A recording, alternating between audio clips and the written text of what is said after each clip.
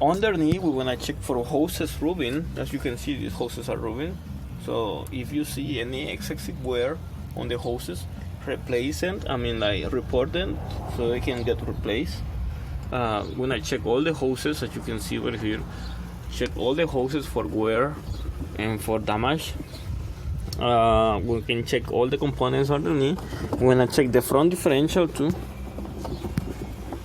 for leaks. In this case we don't have no leaks on the front differential too, so that means that it's alright.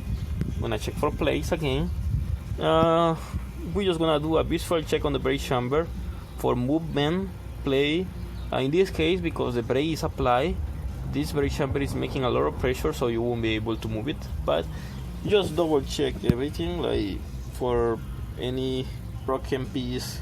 In this case, this is alright, this broken area over here. But if you see a big broken thing on the brake chamber, report it. I forgot to mention to check the cab airbags. In this case, these are the cab airbags from underneath.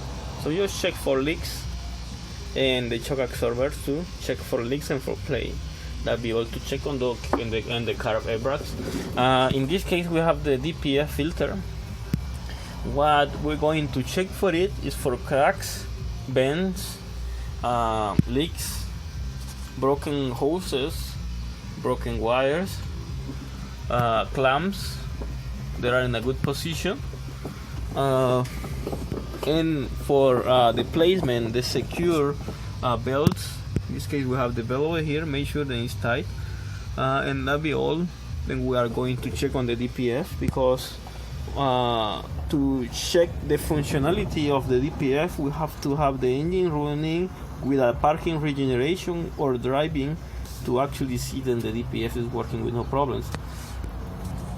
The next step will be to check the transmission. To check the transmission, all we have to do is check for leaks in the hoses over here. Leaks, small leaks, oil leaks. This is a visual check only. Leaks in the hoses, hoses rubbing to the transmission. If you find anything like that, write it and report it. In this case, we have the hydraulic clutch release, but if you have the mechanical clutch release, it's gonna be on the side of the transmission over there. So just check for any damage on that. And then if you don't see any damage, that means that everything is alright. But if you see any damage, write it and report it. Very important. The way you wanna see damage over here is for broken hoses, broken cylinders, or for the bars on the mechanical activated clutch.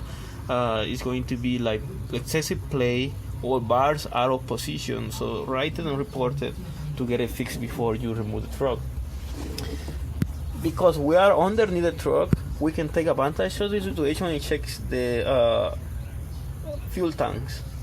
Check the fuel tanks for bends, leaks, any damage, any cut. Check both of them. In this case, the other one is over there.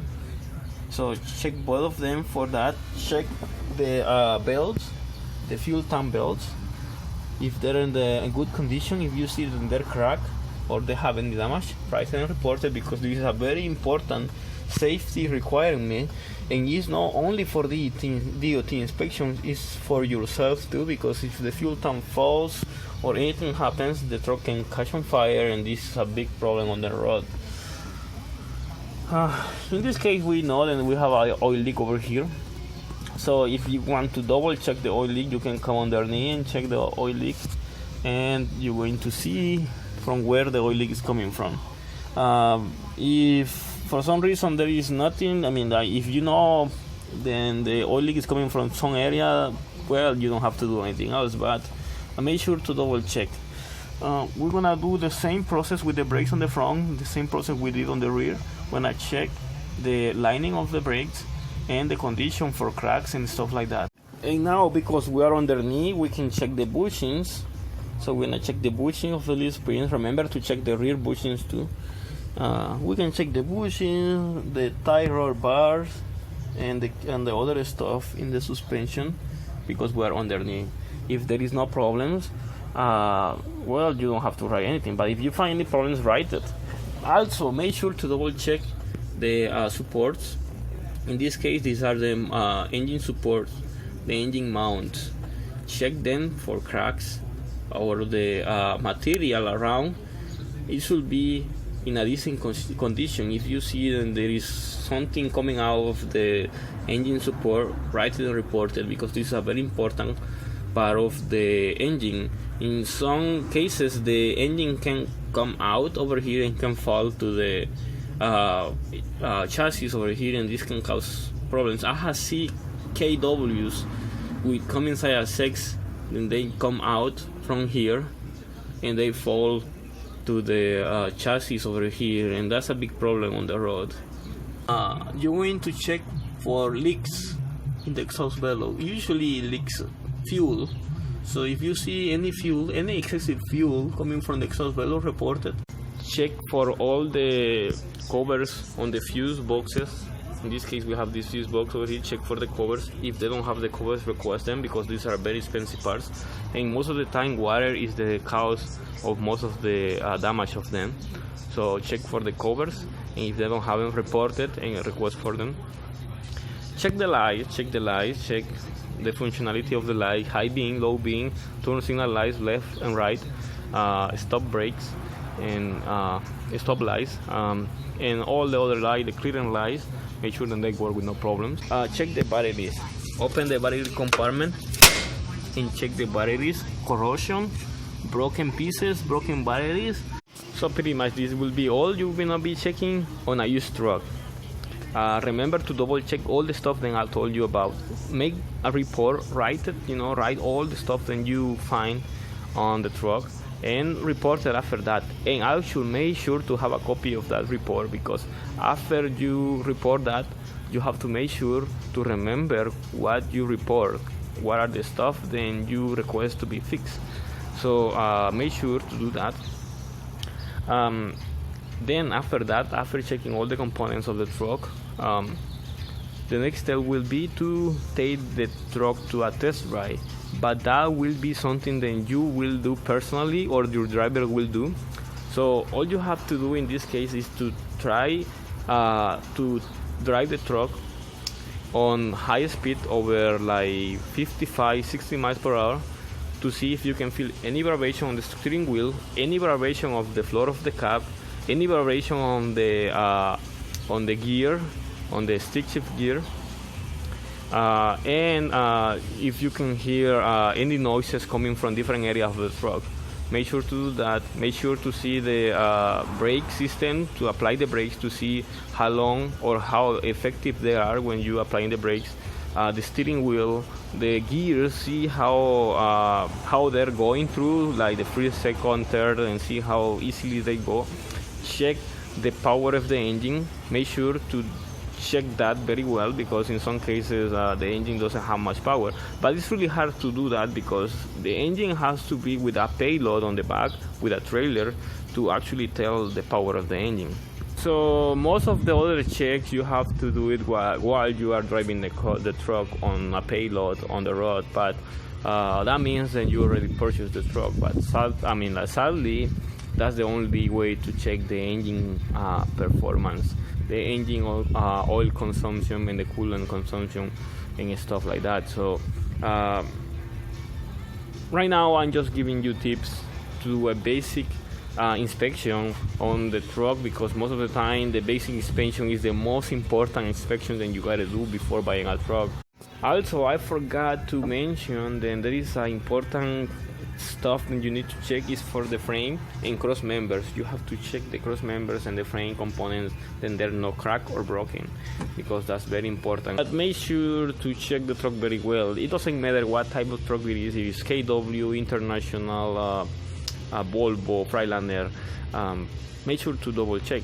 In my recommendation, I will actually recommend to buy Freightliners, Cascadias, or any model, Coronados, whatever, Western Star, KWs or Peterbilts. They are the most reliable trucks you can buy, because they're not, KWs and Peterbilts are expensive, but not too expensive as Volvos or Internationals. Everybody has different opinions and they will choose whatever they think is better for them. But if you choose to buy any different truck, whatever truck you like, the best truck for you will be the one you like. Make sure to do the basic inspection, the one I'm showing you right now, because it will save you a lot of money, especially if you're buying a used truck. If you're buying a new truck, you don't have to detail an inspection, but in many cases you have to do the same inspection, not too detailed. The one I just did, I mean, that's for a used truck. But if you're buying a new truck, you do an inspection, just a regular inspection, just a regular checkup, because in many cases components are loose, or something can happen. Because when they putting everything together on the factory, human hands are the ones that are putting everything together, especially the components like shock absorber, engine parts, and stuff like that. And human hands can make mistakes. So if you're buying a brand new truck, then maybe, for example, a bolt was loose and stuff like that, just try to see if you can see anything like that to prevent any future damage, because you can fix it on the spot. But it will not be that common as a used truck, because a used truck is gonna be touched for many different mechanics and people. I made this video long in order to cover most of this steps to follow to check a used truck, but there is still so many stuff that you need to pay attention when you're buying the truck. But it is not too big at the one I just mentioned, because all the stuff that I mentioned is going to be very expensive if you don't pay attention at the moment that you're buying the truck.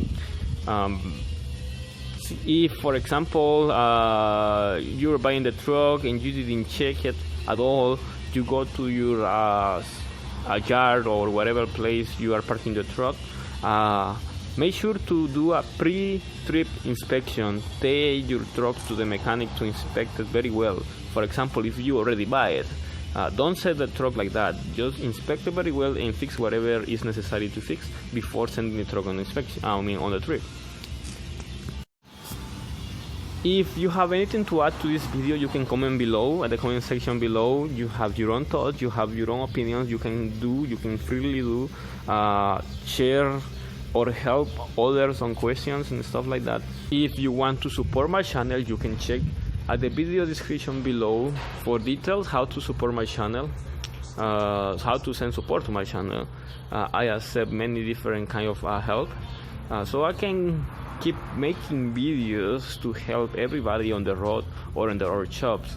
I know I've been helping drivers, owner operators, mechanics, technicians to solve their problems with the truck, and I'm trying to do my best to keep updating new videos, so everybody can follow my channel, so they can get better every single day. They can be better mechanics, or they can at least know what to do on the road if they have problems on the road. So that'll be all, I guess. I mean, I don't have anything to add right now. So like, share, and subscribe to my channel for more videos about Freightliner, Cascadias, and different engines.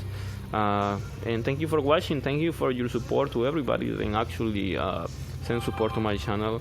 I really appreciate that. I mean, it makes myself more confident, so I can make more videos to help everybody, and to keep everybody happy with their trucks. With the D15 engines mostly, because I do D15 engines, and some comments I say. And thank you for watching.